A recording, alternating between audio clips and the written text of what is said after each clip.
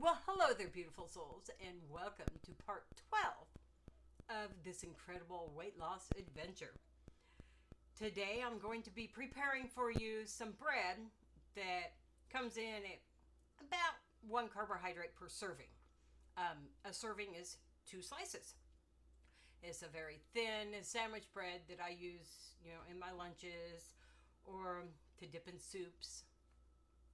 I make it by the slice in a pan using this little silicone breakfast ring, I guess they call it.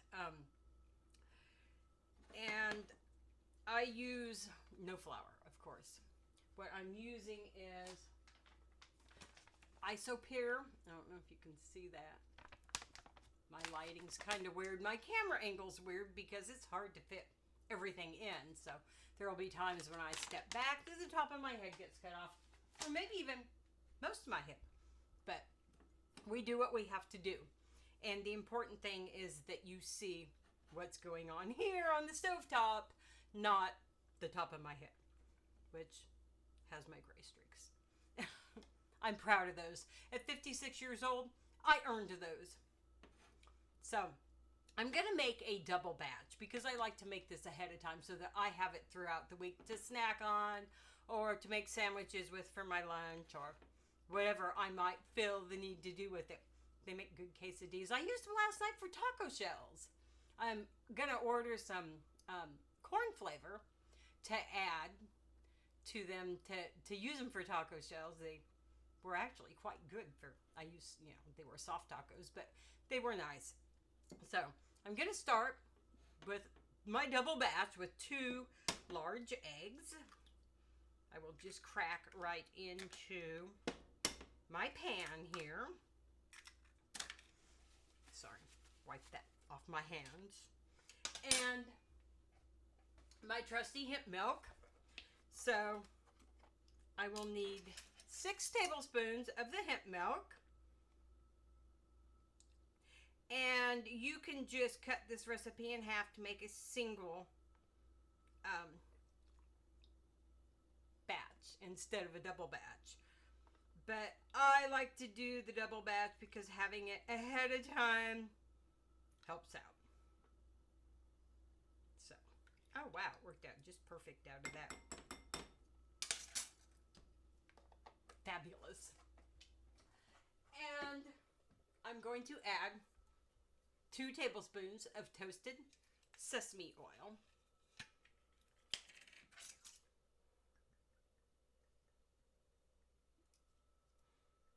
This gives it such a wonderful flavor and it helps it from drying out, which is always nice to not have your bread dry.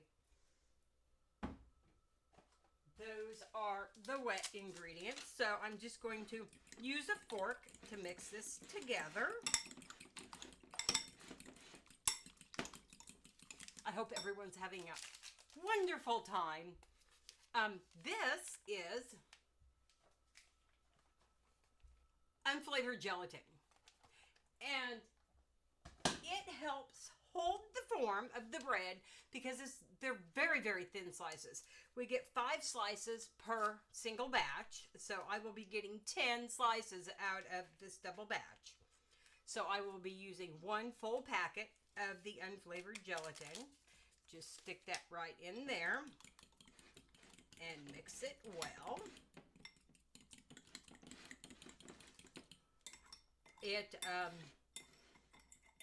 I've tried it without it, and the bread just doesn't hold together well with as thin as I'm making the slices. So,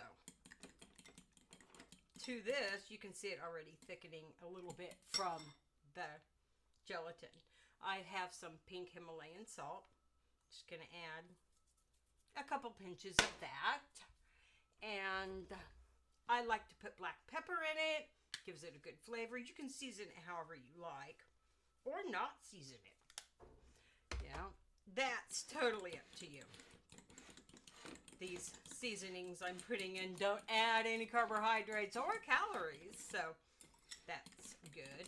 I don't have offhand the number of calories and carbs per serving, but I will put those in the description and also in the comments for phone users. I'm going to add now to this 1/2 teaspoon of baking powder. Just right in there. And mix it well.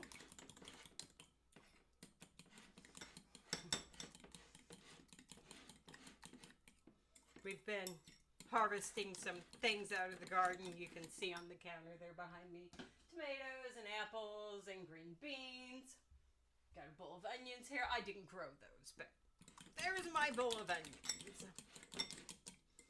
The baking powder doesn't mix the best in it, so, you know, I like to mix it well.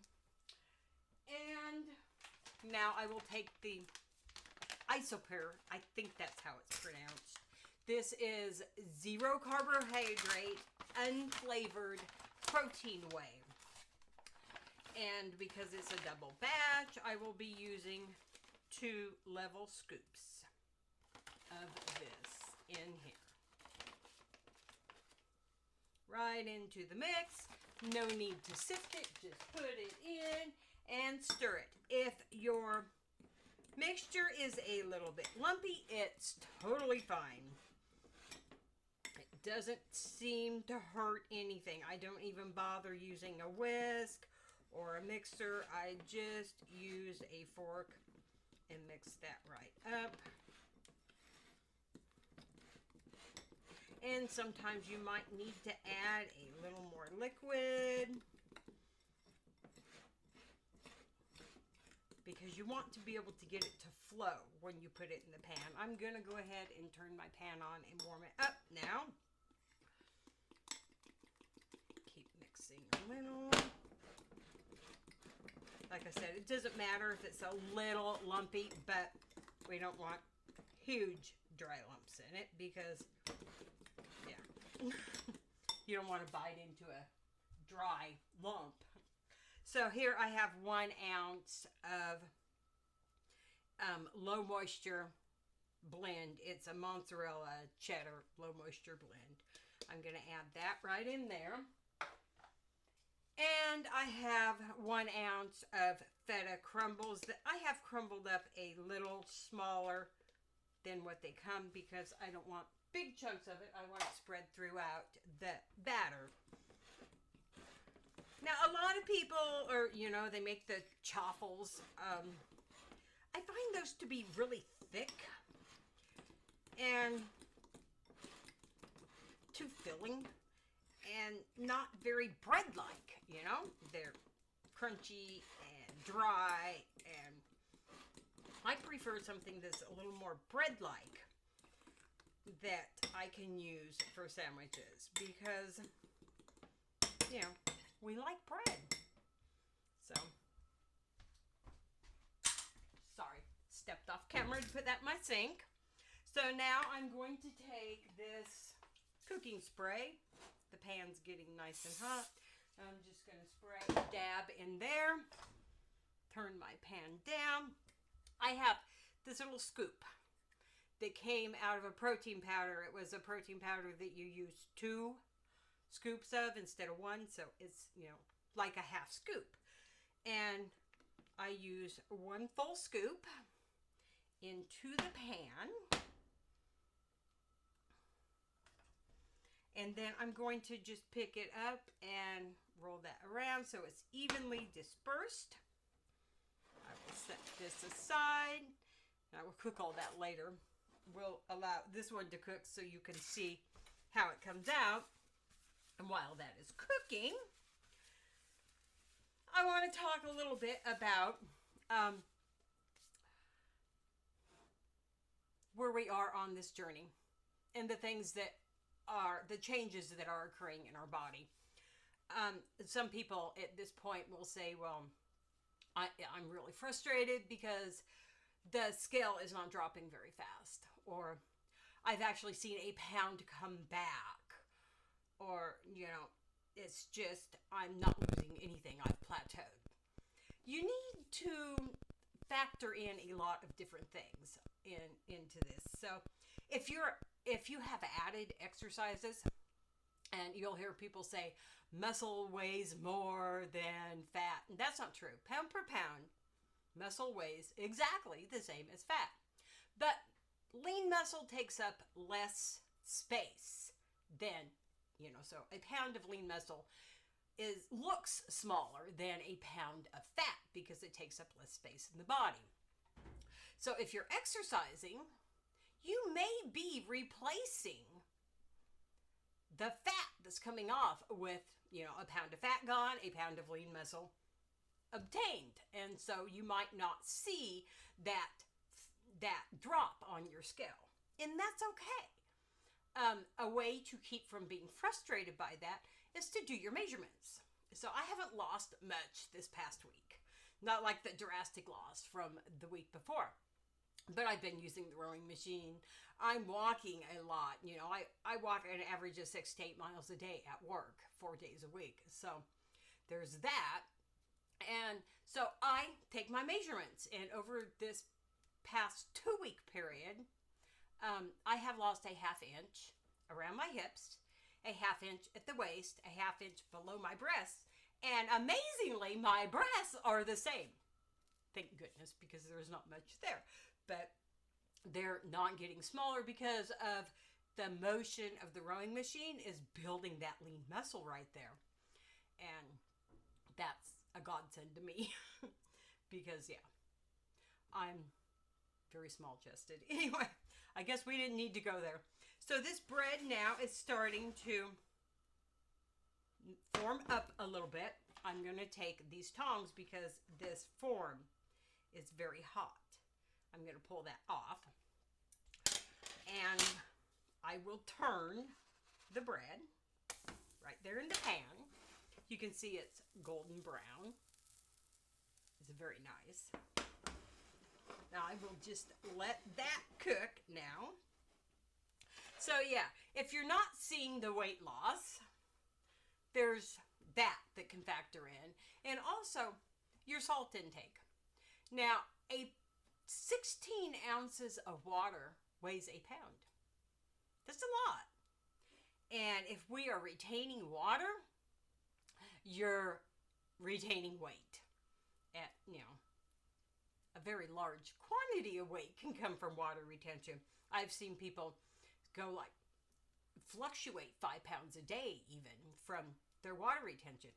So if you're finding your scale going up, monitor your salt intake or take a water pill and see if that helps, because we don't want to get frustrated and stop this journey. We want to continue on the journey.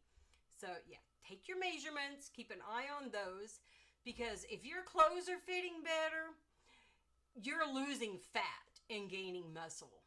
If your measurements are going down and your weight, the number on the scale is not, you are losing fat and gaining muscle. And I actually don't like to call it losing fat. I'm getting rid of fat, because when you lose something, you can find it again. I don't want to find that stuff again. It's gone. So I am getting rid of the fat and replacing it with lean muscle. So it helps to look at it that way. It keeps you from being frustrated if you see your measurements and you know that your size is getting smaller. It really helps a lot to not be frustrated. So we're going to now take this, and I'm going to, here, I'll use the tongs here to show you how golden brown and pretty it is. And you can see it holds together. Ouch. It's really hot quite well. So last night when I used it for tacos, can bend it into a little taco shell and then let it cool that way. And once it is cooled, you have a taco shell to use, and they taste quite good. And, you know, depending on the spices you put in, you can tailor it to your own taste. And I'll let you see inside. It's quite spongy and really very moist and very, very tasty. So I hope that this recipe comes in handy for you. I've found it to be a godsend. I really, really enjoy it. It gives my food that feeling of, the comfort food that we look for when we turn to bread. This is a good replacement for that. So I hope you enjoy it, and, let me know in the comments below. Thank you all so very much for your support. It means the world to me. It's amazing to have all of you following along with me and supporting me. From my heart to yours, I love you, and I thank you for spending this time with me and for going on this journey with me. I will see you next week. Bye-bye for now.